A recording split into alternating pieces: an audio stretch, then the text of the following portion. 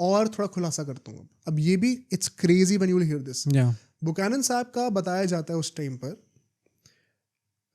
खुद तो head coach थे जो सो थे, बुकानन अपने साथ हैंड पिक करके 6 असिस्टेंट कोच लेके आए थे जिनकी सैलरी टॉप नॉच थी। मतलब अच्छा खासा क्लब का पैसा इनको फीड करने में जा रहा था। और उन 6 असिस्टेंट में से इंटरेस्टिंगली एक असिस्टेंट उनका बेटा था।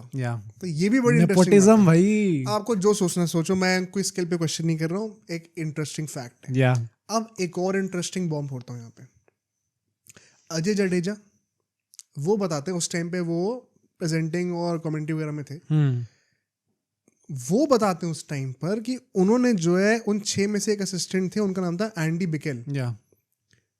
उनको ये बोलते सुना था अजीत अगरकर को, you bloody Indian, you do as you are told.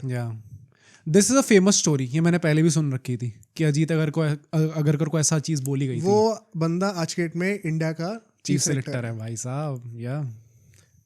उनको आप ये बोल रहे हो you bloody Indian, you do as you are told. ये क्या लगान चल रही है, क्या चल रहा है? मतलब चल रहा है। Plus how is this being allowed भाई? दिस ऑल्सो टेल्स यू भाई कि कैसे इंडियन क्रिकेट टीम का इन जनरल अगर आप देखो तो वर्ल्ड में कैसे भाव बदले हैं। एग्जैक्टली आज की डेट में इंडियन को बोल के दिखा, रिकी पॉन्टिंग बोल के दिखा दे भाई। बोल के दिखा दे। रिकी पॉन्टिंग तो पूजा भी कर रहे हैं। अब तो मतलब जितना उनको पूरा बोला जाता है कि वो गैंगस्टर थे प्रॉपर, बोल के दिखा दे आजकल। आज के टाइम पे किसी भी इंडियन प्लेयर को सब पता चल जाएगा। एक बार आईपीएल से बाहर होंगे ना, सब तुरंत शांत हो जाएंगे। कुछ नहीं होगा, ज्यादा होगा तो श्रीलंका टेस्ट पे बैन लगा देंगे 1 साल का। आज किसी की हिम्मत नहीं है बोलने की। बट तुम ये देखो किस तरीके से ट्रीट करा जाता था हमारे प्लेयर्स को। एक और अब खुलासा करते हैं इसका, ये एक के बाद एक ना ऐसी चीजें जो आप विश्वास ही नहीं करोगे, ये सब भी होता है क्या? भाई ये मुझे बताना, आपने लास्ट टाइम कब सुना था?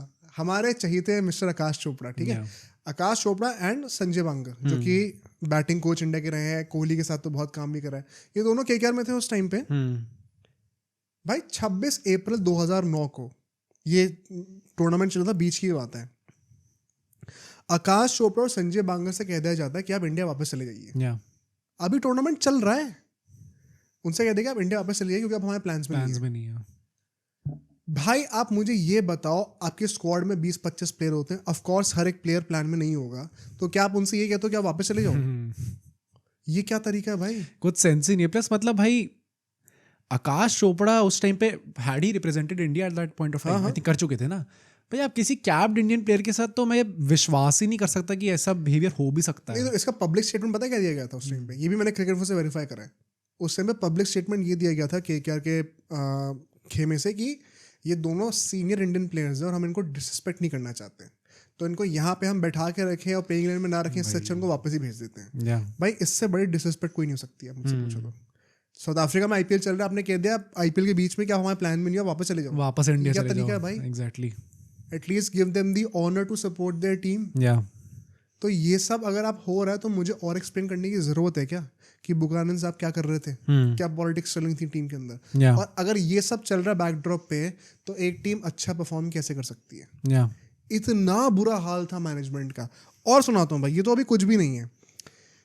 प्लेयर्स को ना इस पूरे सीजन में कई सारे प्लेयर्स के अकाउंट से ये निकला था कि हम लोग को जो है ना 1 मैच खिलाया जाता था, 1-2 मैच खिलाते थे और फिर हम देखते थे कि हम प्लेइंग लाइन में है ही नहीं, हमें बेंच कर दिया गया है। उनसे पर्सनली आके क्या बोला जाता था कि बुकानन साहब अभी रोटेशन पॉलिसी चला रहे हैं ताकि जब तक सेमीफाइनल्स आएंगे ना तब तक पूरी स्क्वाड जो है ना वो सब खेल गए होंगे भाई, सब खेल गए होंगे। And then those players would never get to play again. तो आप मैनेजमेंट के पार्ट हो, आप हेड कोच हो, कम्युनिकेशन एंड मैन मैनेजिंग तो आपका एक बहुत ही इंपॉर्टेंट पार्ट है। आपने प्लेयर्स को खिला के बाहर निकल दो और उनको बताया भी नहीं कभी। मतलब आई थिंक हायरार्की ऐसी सेट कर दी थी ना कि अभी जब हमने कहा कि उनके 6 असिस्टेंट कोचेस थे, तो वो खुद ऐसा इंडल्ज करते ही नहीं थे, प्लेयर से कम्युनिकेट करते ही नहीं थे। ये भी चीज निकल के आई थी कि बुकानन साहब जो है वो खुद प्लेयर से बात ही नहीं करते थे, वो अलग बैठे रहते थे, अपने असिस्टेंट के थ्रू कम्युनिकेट करते थे। मतलब फिर यही होता ना कि चलो एक असिस्टेंट को आपने बोल दिया, उसने किसी और असिस्टेंट को बोल दिया, पहुंचते पहुंचते कोच तक कब बात पहुंची, एग्जैक्टली क्या बात बोली गई थी और फिर उसका क्या किस फॉर्म में वो बात पहुंची उनके कान तक, बुकानन के कान तक। एंड वो खुद ऐसे कोच रहे थे जो कि बिल्कुल ध्यान दे नहीं रहे थे एंड तगड़ी तगड़ी सैलरीज पे सबको रखा हुआ था, खुद की सैलरी अच्छी थी बट काम वैसा नहीं था, ध्यान वैसा नहीं था काम पे। टू द पॉइंट कि एक और चीज़ सुनने में आती है कि लोगों की जो फील्डिंग ड्रिल्स होती हैं प्रैक्टिस में, वो फील्डिंग ड्रिल्स होती थी और प्लेयर्स को पता ही नहीं होता था कि हमारा मैच में रोल क्या है। स्लिप का रोल है, कवर्स का रोल है, डी फील्डर का रोल है, कुछ पता ही नहीं होता था। उसके बिना फील्ड ड्रिल्स करा रहे हैं। ये तो मैंने सुना ही नहीं कभी। तो ये सब केकेआर के बिहाइंड द सीन्स चल रहा था। अब इसका रिजल्ट क्या होता है? केकेआर पहला मैच तो जीतती है, उसके बाद हिस्टोरिक लूजिंग स्ट्रीक है आज तक की, 9 मैचेस लगातार हारी है। केकेआर की एक ऐसी टीम है आईपीएल में जिसकी हाईएस्ट विनिंग स्ट्रीक भी है, बिगेस्ट लूजिंग स्ट्रीक भी है। 9 मैचेस लगातार हारते हैं ये लोग भाई। ओवरऑल आखिरी में 2 मैच जीत जाते हैं, ओवरऑल 3 मैच जीते 14 में से, 8th फिनिश करते हैं। One of the worst performances of all time. मतलब शायद मैं गलत होऊंगा, मुझे भी एकदम से सारे 18 साल के टेबल्स याद नहीं है, बट मुझे नहीं लगता कोई भी और ऐसी टीम है जो सिर्फ 3 मैच जीती हो। मतलब आई थिंक अगर आपका पूरे उस सीजन में आपकी हाईलाइट ये थी कि आईपीएल का जो फर्स्ट एवर सुपर ओवर था, वो केकेआर के मैच में हो गया था भाई, केकेआर सहारा के मैच में। हम लोग उस टाइम, हम लोग बहुत छोटे थे उस टाइम पे, 8-9 साल के थे। मैं तो भाई काफी छोटा हूँ, तुम तो 4-5 साल के थे भाई। मुझे ये भी बड़ा स्पेसिफिकली याद है उस टाइम पे ना, क्योंकि साउथ अफ्रीका में था तो मैचेस थोड़े लेट भी होते थे, और ये वाला मैच जो है 12 बजे के, 12 नहीं शायद मेरे ख्याल से 10-11 बजे से ऊपर खिंच गया था, जो कि आजकल हमारे लिए नॉर्मल है। लेकिन आप एक 9 साल के बच्चे को ना थप्पड़ मार के बोल रहा था, बेटा सुबह स्कूल जाना है, 9-10 बजे सो जाओ।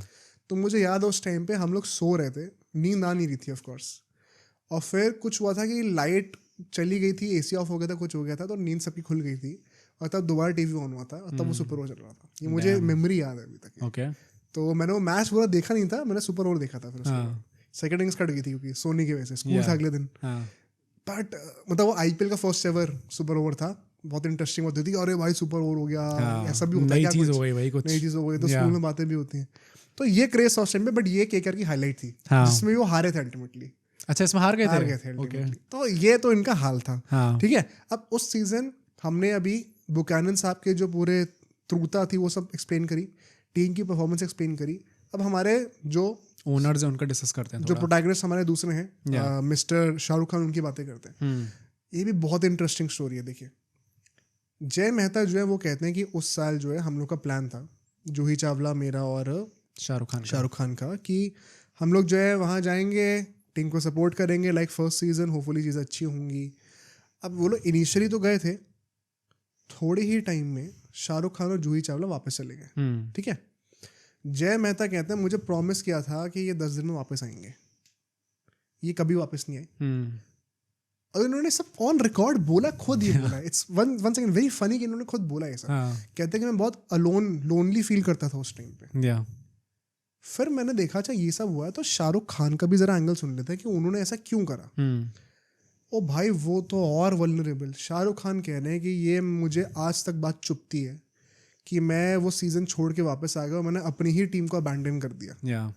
पर मेरा स्टेट इतना खराब था, कहते कि मैं बाथरूम में जाके रोया करता था मैचेस के बाद, इतना बुरा हाल था मेरा। मतलब ये गिल्ट में रोते थे या फिर क्योंकि टीम इतना गंदा कर रही है? टीम इतना गंदा कर रही है। ओके, कि यार मैं वही ना 2008 याद करो, इतना पैशनेटली हर मैच में कर रहे हैं। शाहरुख खान का मुझे लगता है कि वो जेन्युइनली था कि मतलब I am a winner in life, यहाँ पे आके तो मैं जीतने ही वाला हूँ, और मैं जीत क्यों नहीं रहा है बट डाइजेस्ट नहीं हो रही है। मतलब आई थिंक शाहरुख खान को जब से एकदम प्रॉपर ध्यान गया है मूवीज वगैरह पे, तब से मतलब मैंने उनको ऐसे परसीव करा है कि he comes across as a very emotionally stable गाय।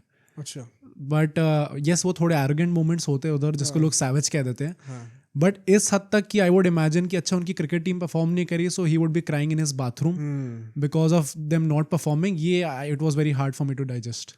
ये भी कहते हैं शाहरुख खान कि मैं रात के 3-3 बजे जो है, क्योंकि इंडिया में रात के 3 बज रहे हैं, मैं कॉन्फ्रेंस कर रहा हूँ केकेआर की मैनेजमेंट के साथ कि क्या हो रहा है, हम ऐसा क्या कर सकते हैं अपने एंड से कि टीम सुधर जाए, कुछ बेहतर हो जाए। कुछ ठीक ही नहीं हो रहा भाई। मतलब it seems like he was feeling helpless, and so was mister जय मेहता, जो कि वहाँ अकेले टीम को सपोर्ट कर रहे थे। ओवरऑल टीम का मोराल तो खराब होना ही था, ना ओनर सपोर्ट कर रहे हैं, ना टीम में कुछ अच्छा हो रहा है, और जो कोच हैं वो तो क्रूरता अपनी चलाई जा रहे हैं। तो यार मतलब अगर आपको ये सब बैक स्टोरी अब पता चल रही है ना, तो it is not a surprise कि केकेआर से 3 मैच क्यों जीती है। हाँ, मतलब आई थिंक इस टाइप का एकदम अनस्टेबल एनवायरनमेंट हो गया था। प्लस आई फील कि केकेआर का ऐसा नहीं था कि दे वर नॉट ट्राइंग। मतलब आई थिंक इस पूरी स्टोरी इतनी दर्दनाक भी इसलिए है, अगर कोई केकेआर फैन को इतना लग रहा होगा क्योंकि वाला भाई मुझे तो नहीं लग रहा, बट किसी केकेआर फैन को अगर गंदा लग रहा है तो इसलिए भी क्योंकि अब तो हम 3 बार जीत चुके हैं ना। हाँ, क्योंकि सक्सेस केकेआर जो जेन्युइनली ट्राई कर रही थी उस टाइम पे, उन्होंने एक टैलेंट रिसोर्स डेवलपमेंट विंग करके निकाला था कि वो पैन इंडिया जो है वो पूरा स्काउट करेंगे प्लेयर्स को। इसका एग्जांपल चाहिए बेसिकली, इंस्पिरेशन कहाँ से थी इसकी, धोनी की मूवी देखी सबने? हाँ, उसमें वो सीन आया था ना जब वो कहते हैं कि हम ऐसी सिमिलर चीज बनाएंगे जिससे फिर अल्टीमेटली धोनी और रैना जैसे प्लेयर स्काउट भी होंगे, निकलते हैं। या उससे इंस्पिरेशन लेके केकेआर निकाला। तो वही वन सेकंड देखो, तुम बिजनेस माइंड देखो। हाँ एग्जैक्टली, स्काउटिंग तब से सोच रहे हैं लोग लॉन्ग टर्म, बिजनेस एस्पेक्ट पे भी, क्रिकेटिंग एस्पेक्ट में भी। विजन बहुत अच्छा था लेकिन इम्प्लीमेंटेशन बहुत प्लस मतलब again one of the first teams in IPL जिन्होंने ऐसा टाइप का एक पूरा निकाला हो प्रोग्राम, पर फेल हो गया। फेल हो गया। मुझे इसलिए लगता है कि ये लोग ट्राई तो कर रहे थे यार। क्यों फेल हुआ? क्यों? जो मैनेजमेंट हेड कर रही थी टैलेंट रिसोर्स डेवलपमेंट प्रोग्राम को, वो तंग आ गए थे बुकानन से। अच्छा, कि ये बंदा तो हमारी सुन नहीं रहा भाई, हम गिव अप करते हैं भाई, इनसे ही चला लो फिर। अच्छा, मतलब जो स्काउट वो लेके आ रहे थे करके प्लेयर्स को, वो टीम में ही बैलेंस नहीं बन रहा, उनका फीडबैक नहीं ले रहे, नहीं हो रहा, कम्युनिकेशन मिसमैच। बुकानन की वजह से वो प्रोजेक्ट भी बंद हो गया। ये हाल था उस टाइम पे बुकानन का भाई। मतलब मैं विलेनाइज नहीं करना चाहता, लेकिन आप सुनोगे तो इस स्टोरी में clearly there is a big problem. हाँ, अब सोचो अगर एक क्लिप इतनी बढ़िया थी तो पूरा का पूरा पॉडकास्ट कितना बढ़िया होगा। तो अगर आपको इसी क्लिप का पूरा पॉडकास्ट देखना है तो यहाँ पे क्लिक करिए, और अगर आपको ऐसे ही और क्लिप्स बिंज वॉच करनी है तो यहाँ पे क्लिक करिए।